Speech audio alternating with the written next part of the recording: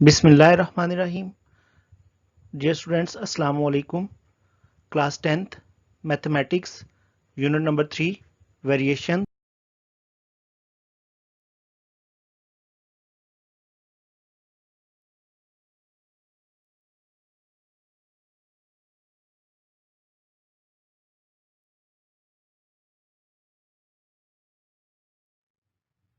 Video में आगे बढ़ने से पहले आपसे रिक्वेस्ट है, please subscribe my channel illuminator study club.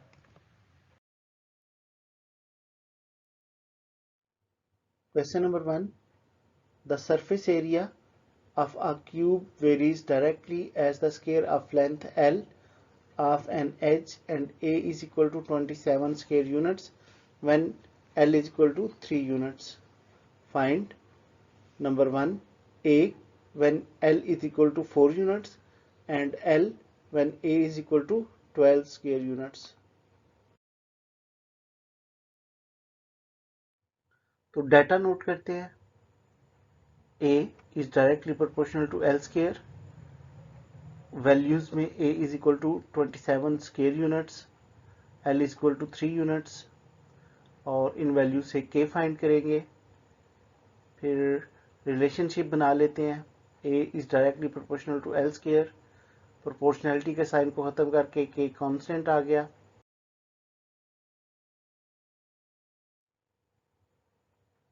Relationship के लिए हमारे पास K की वैल्यू आ गई. K is equal to A over L square. Values put करते हैं.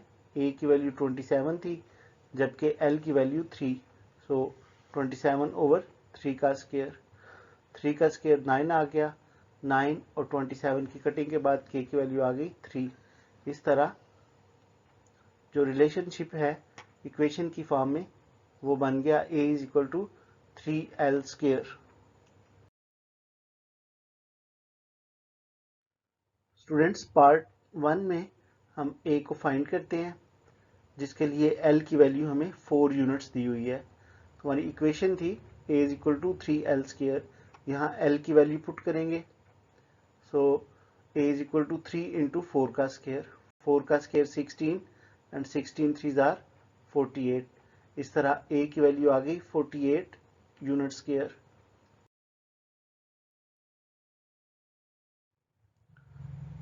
सेकेंड पार्ट में स्टूडेंट्स L फाइंड करना है जबकि हमें A की वैल्यू दी हुई है.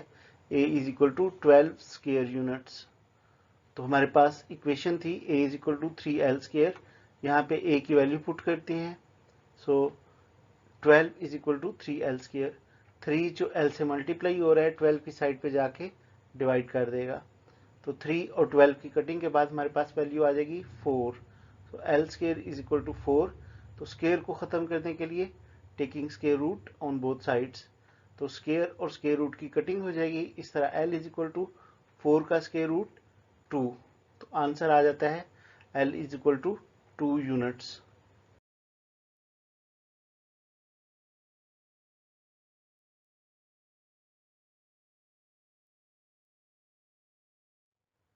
Question number 2. The surface area S of the sphere varies directly as square of the radius R and S is equal to 16 pi where R is equal to 2. Find R when S is equal to 36 pi. Data relationship जो दिया गया है question में S is directly proportional to R square जबकि S is equal to 16 pi, R is equal to 2 जिनसे हम K की value find करेंगे. इसके बाद हमें S की वैल्यू दी हुई है 36 पाई और इस वैल्यू से हमने R फाइंड करना है. जी स्टूडेंट्स, हम यहाँ गिवन जो रिलेशन है उसको इक्वेशन की फॉर्म में लिख के तो रिलेशनशिप बना लेते हैं.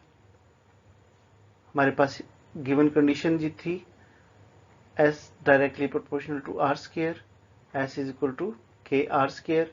तो K की वैल्यू हो जाएगी S over R square. S और R की वैल्यू पुट कर देते हैं. So K is equal to 16 pi over 2 का स्क्वायर. 2 के स्क्वायर की वैल्यू आ जाएगी 4.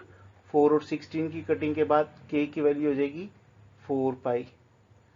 तो हमारी जो इक्वेशन है वो आ जाएगी s equal K R square, k की वैल्यू पुट कर देंगे तो s is equal to 4 pi R square. Equation s is equal to 4 pi R square में s की वैल्यू पुट करते हैं ताकि हम r को फाइंड कर सकें। तो s की वैल्यू जो दी हुई थी वो है 36 pi is equal to 4 pi R square. तो r फाइंड करना है, 4 पाई को हम 36 वाली साइड पे ले जाएंगे तो उधर डिवाइड कर देगा। इस तरह R square is equal to 36 pi over 4 pi. Pi दोनों जो है आपस में कट हो जाएंगे, 4 और 36 की कटिंग के बाद आंसर आ जाएगा 9। अब आर स्केयर में से स्केयर को कट करने के लिए taking square root on both sides, तो स्केयर और स्केयर रूट की कटिंग के बाद आंसर आ जाएगा r is equal to 3।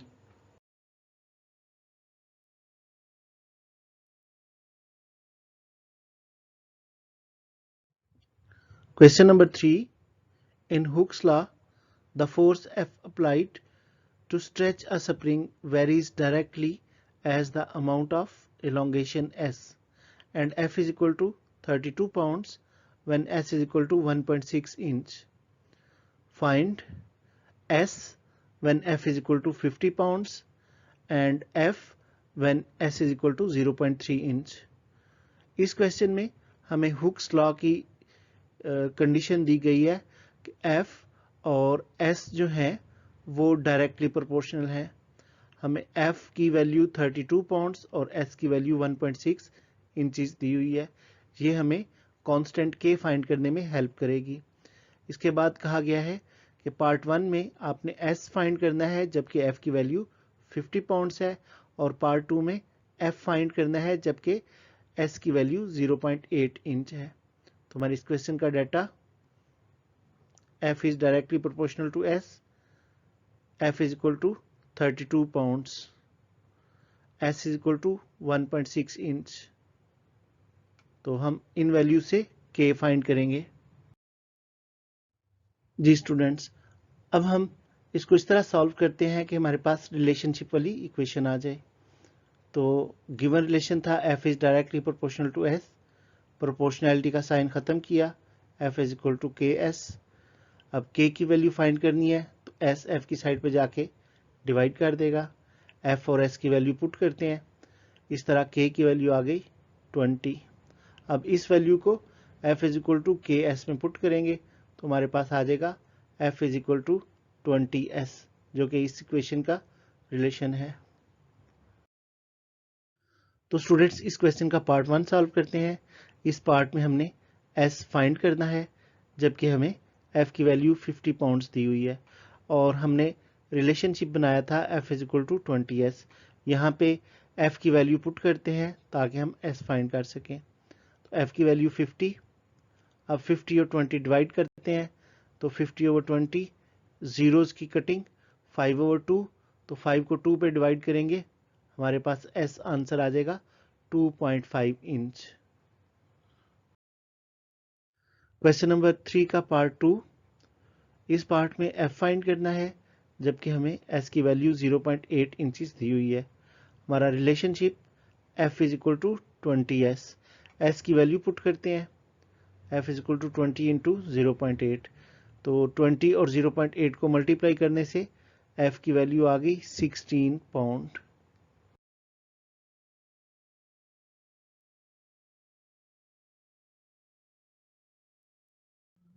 Question number 4.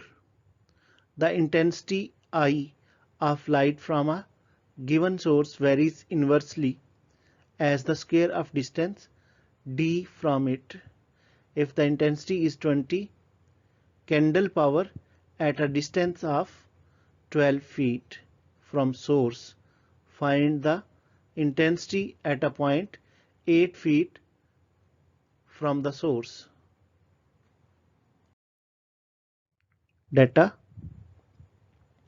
given relationship, I is inversely proportional to d square.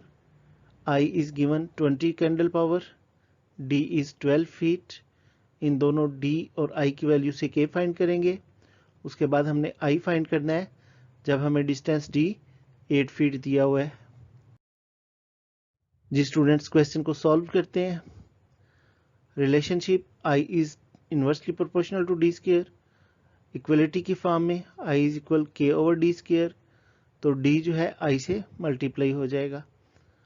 Values put करते हैं, सिंप्लीफाई किया, कैलकुलेशन, तो K का आंसर आ गया 2880। इस तरह हमारे पास रिलेशनशिप बन गया I is equal to K की वैल्यू 2880 ओवर D स्क्वायर। जी स्टूडेंट्स, हमारे पास इक्वेशन बनी I is equal 2880 over D square. तो यहाँ D की वैल्यू पुट करेंगे ताकि हम I फाइंड कर सकें। D की वैल्यू थी 8, सो 8 का स्क्वायर, 8 का स्क्वायर 64। 2880 को 64 पे डिवाइड किया तो हमारे पास आंसर आया I is equal 45 candle power.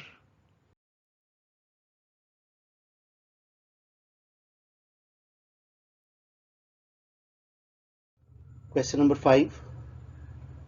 The pressure P in a body of fluid varies directly as the depth D. If the pressure exerted on the bottom of a tank by a column of fluid 5 feet high is 2.25 pound per square inch, how deep must the fluid be to exert a pressure of 9 pound per square inch? Data: P is directly proportional to D. Pressure P is equal to 2.25 pound per square inch. Depth 5 feet. Feet को हम inch में change करेंगे, inch में change करने के लिए 12 से multiply किया। इस तरह डेप्थ D जो है 60 इंच। इस डाटा से K फाइंड करेंगे, फिर हमने D फाइंड करना है और उसके लिए P की वैल्यू 9 पाउंड पर स्क्वायर इंच। तो स्टूडेंट्स, क्वेश्चन को सॉल्व करते हैं। P is directly proportional to D, proportionality का साइन खत्म किया तो P is equal to KD, K is equal to P over D। P और D की वैल्यू पुट करेंगे तो K की वैल्यू आ जाएगी 0.0375। इस K की वैल्यू को हम जो इक्वेशन P इक्वल KD है इसमें पुट करते हैं। इस तरह हमारे पास रिलेशनशिप बन जाएगा P is equal to 0.0375D। हमारा रिलेशनशिप है P इज इक्वल 0.0375D। तो यहाँ हम D की वैल्यू फाइंड करने के लिए P की वैल्यू पुट करते हैं। P की वैल्यू थी 9, सो 9 इज इक्वल टू 0.0375D। अब 0.0375 को 9 की साइड पे जाके डिवाइड करते हैं। इस तरह डिवाइड करने से हमारे पास आ जाएगा D इज इक्वल 240 इंच। अब इंच को फीट में चेंज करने के लिए 12 पे डिवाइड किया। इस तरह डिस्टेंस D जो है 20 feet.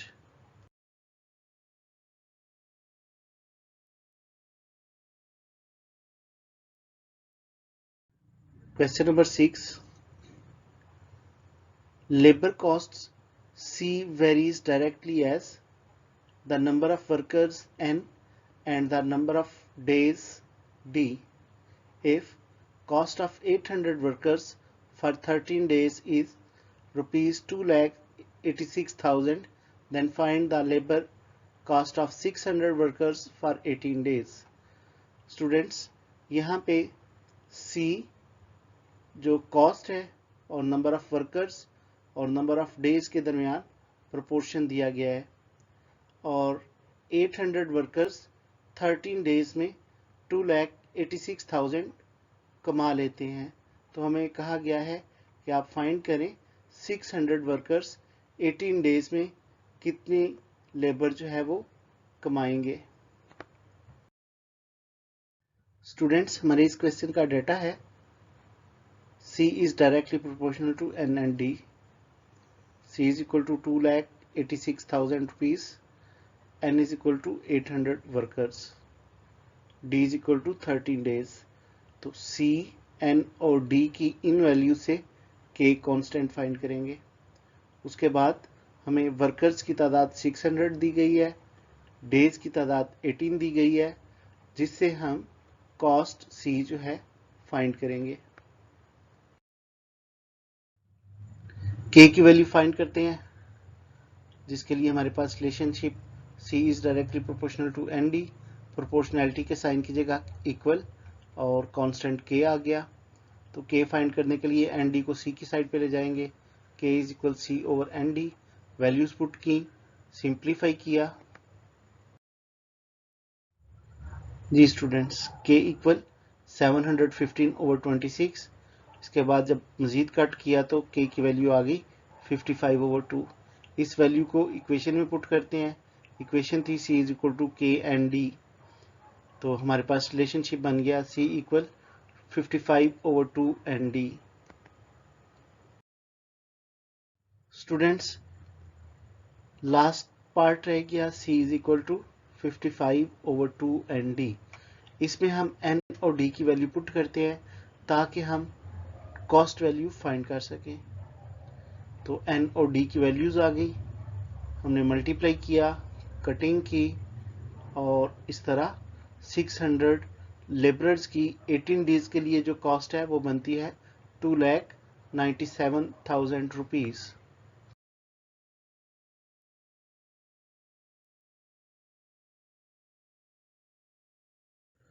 Question number 7. The supporting load C of a pillar varies as the fourth power of its diameter D and inversely as the square of length L. A pillar of diameter 6 inch and of height 30 feet will support a load of 63 tons. How high a 4-inch pillar must be to support a load of 28 tons? Data: C is directly proportional to D's power 4 and inversely proportional to L square। दोनों को combine कर देते हैं। उसके बाद हमें D 6 inch, L 30 feet और C 63 ton दिया हुआ है। यहाँ हम इन तीनों वैल्यू से कांस्टेंट K फाइंड करेंगे। इसके बाद D 4 inch, C 28 ton, L find करेंगे। सॉल्यूशन: रिलेशनशिप प्रोपोर्शनैलिटी के साइन को ख़त्म किया तो equal K D power 4 over L square. K की वैल्यू फाइंड करने के लिए इक्वेशन हो गई K is equal C L square over D की 4। वैल्यू पुट करते हैं। कैलकुलेटर से सारी कैलकुलेशंस करने के बाद इस तरह K की वैल्यू है 175/4 आ गई, जो हमारी रिलेशनशिप बनी थी। इसके अंदर K पुट कर देते हैं तो C इक्वल 175 D की पावर 4 ओवर L की पावर 2। अब L फाइंड करना है तो D और C की वैल्यू पुट कर देते हैं। L और 28 इंटरचेंज हो जाएंगे। हमने कैलकुलेशंस की, कटिंग की, तो स्क्वायर को ख़त्म करने के लिए taking square root on both sides, इस तरह L की वैल्यू आ गई 20 फीट।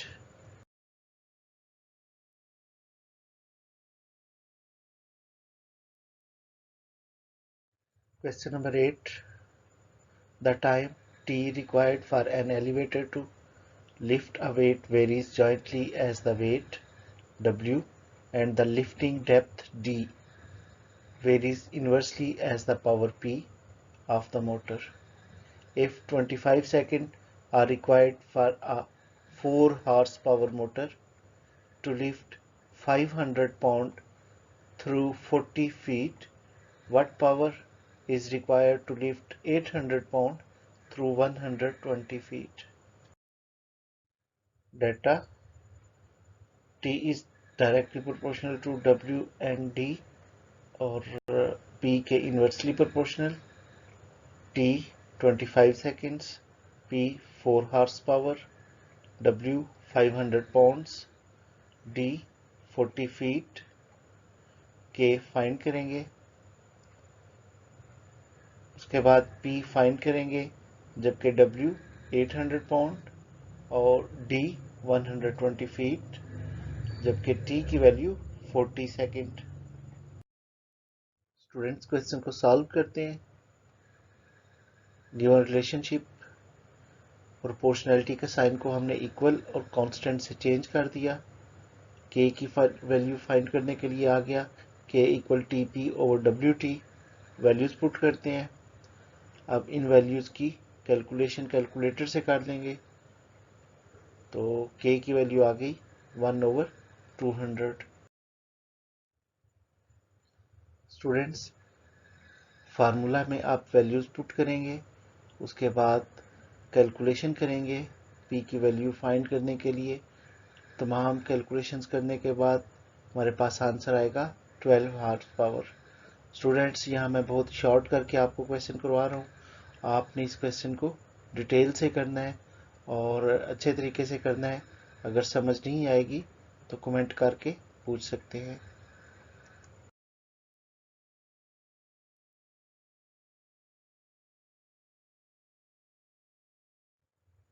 Question number 9। स्टूडेंट्स, यहाँ मैं आपको इस क्वेश्चन का डाटा और उसकी डिटेल्स दे रहा हूँ। इस क्वेश्चन को आप अच्छे तरीके से खुद परफॉर्म करेंगे। ये डाटा हो गया। डाटा में पहले हम के की वैल्यू फाइंड करेंगे, उसके बाद हमने काइनेटिक एनर्जी के ए फाइंड करना है।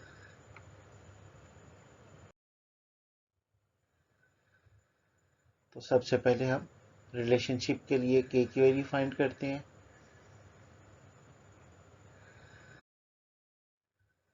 के की वैल्यू फाइंड करने के बाद हम अपनी इक्वेशन में के की वैल्यू पुट कर देंगे तो हमारे पास रिलेशनशिप आ जाएगा। इस रिलेशनशिप में हम बाकी वैल्यूज पुट करेंगे, कैलकुलेट करेंगे तो हमारे पास के की वैल्यू आ जाएगी 9,68,000 फीट पर pound. Thanks for watching my video.